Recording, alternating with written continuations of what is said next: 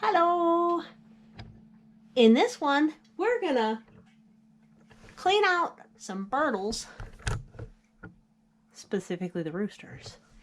And, you know, of course the cattle come and go. And at the end, well, at least after the cleaning, we're gonna talk about how gender can be impacted by egg environment. Aren't we, oops? Come here, baby. You hear them talking? Yeah, so that's what we're gonna talk about. Thanks for visiting. Let's get started. Fast mode moment.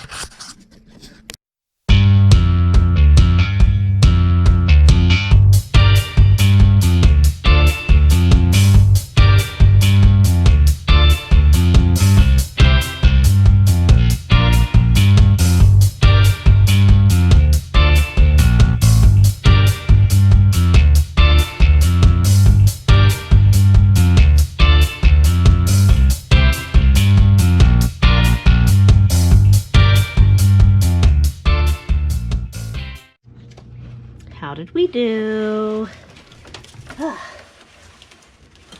How did we do?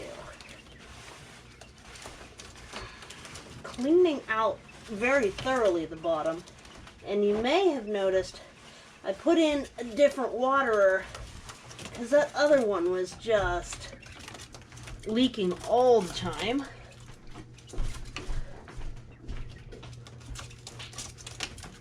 And when they leak like that, oh, it's so much more frequent need to clean because like a damp substrate does not keep things clean as well as it should. Yes, that is a bag of birds, you know. Alright, so this I at least dried it out a bit. I don't know. And then gonna just dump these in. There we go.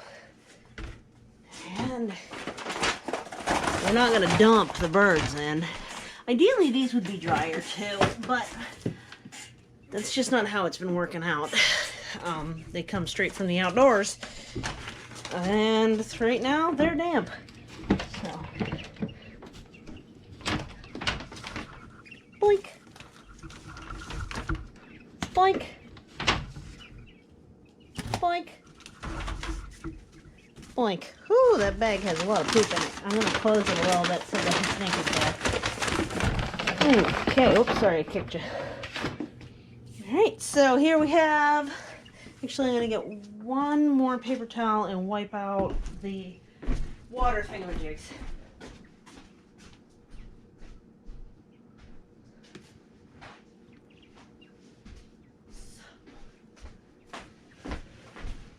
Alright.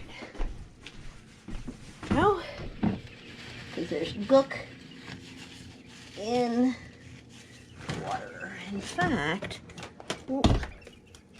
just dump those. Alright, there we go.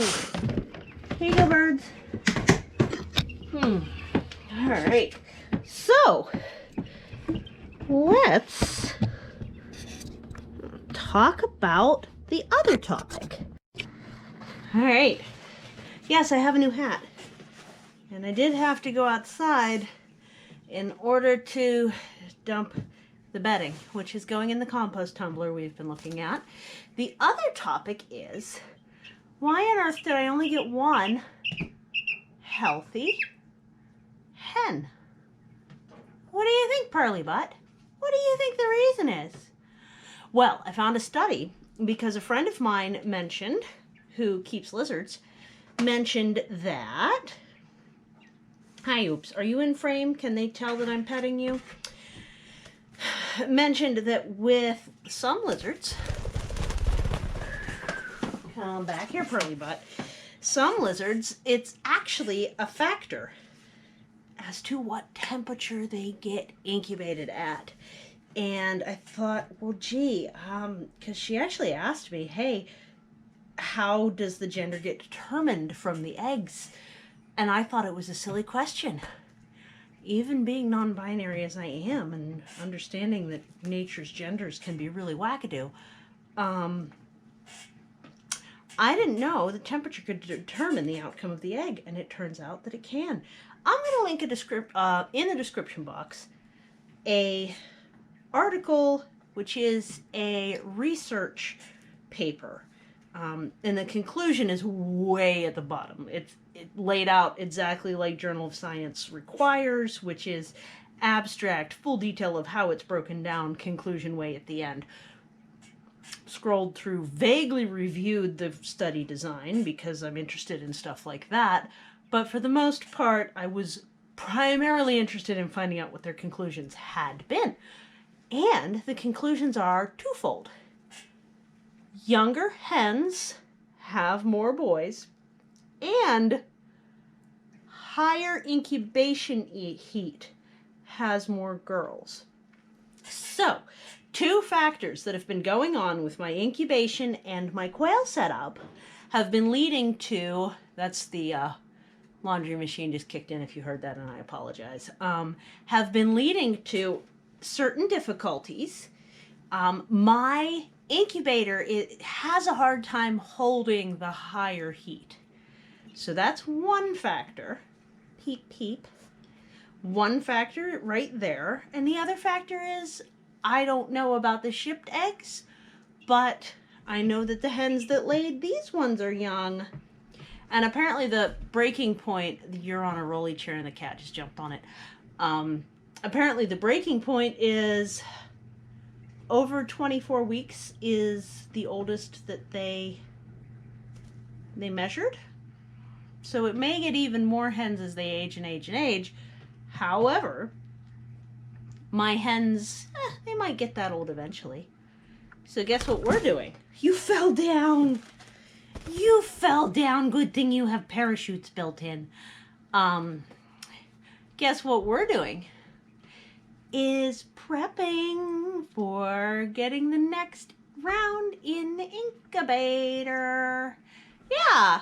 So since I only got one hen out of this is a nice addition. But, what do we have? 6 roosters, 1 hobbler. Are you lonely? I'm sorry you're lonely. Mwah. And this one. The hobbler is a hen. You can tell by the speckles. Oh boy. Oh boy.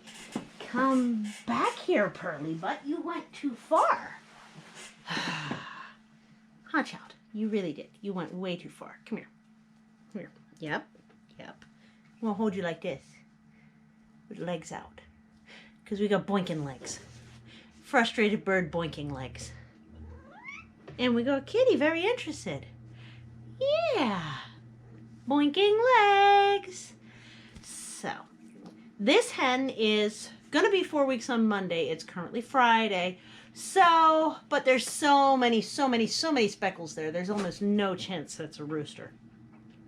Do you see all those speckles? Here, let's hold her up. She doesn't like being held that way. So, gonna work on ways to get the incubator average heat closer to 38 or even 38.5, which I was concerned would cook the eggs, but it turns out that that leads to a higher hen count. Not mortality of the eggs. You're looking at me funny. Hi. Which is so cool. And then as my hens are getting older now, that was my head. Why did you boink across my head? As my hens are getting older outside, we'll be hopefully getting more hens that way too. Could you chill? Do you want to go back in? Is that important to you at this point? You really want to go back in? Okay. I'm trying to domesticate you, friend. I'm going to give you a burpee cloth. Trying to domesticate you a little bit better is what I'm trying to do. You're not cooperating, but none of the birds do. Yeah, so boop. What do you think? You don't like it? Boop. Boop, boop. So isn't that fascinating? I will link the article below. please do, you know, hit the more button, scroll down and have a click if you're really interested. Scroll the whole way to the bottom of the article to see the outputs. If you're interested in study design, the theory and all of that, of course, that'll be throughout the middle because that is standard scientific writing method. Are you ready to go back inside? Ready to go back inside the box? Okay, guys. Are you ready to go back inside the box? Are you? Gotcha. Are you ready? I think you're very ready. I think you are so ready. I think you are. You're very cute. Yes. All right. In you go. Do you want a Hobbler update? Real quick, we'll do that. Hobbler's not doing well. Hobbler has, you know, a few days later and we're filthy again. Yeah, it's pretty bad. I don't know what to do about you, Hobbler. You are not a well-constructed bird. And I really think that the hip socket is just dislocated. And getting it to go back in is not really an option. So I guess we need to do either another bird bath or to call it quits on that poor little Hobbler. Hobbler's getting around enough to eat and drink and is growing a little bit faster, but is still not a viable bird long term. So one more week. So probably next weekend, if they're fully feathered out, I should be able to put everybody out into the hutches. My foot's under attack by the kitten. I'm not sure why. Ah, that tickles.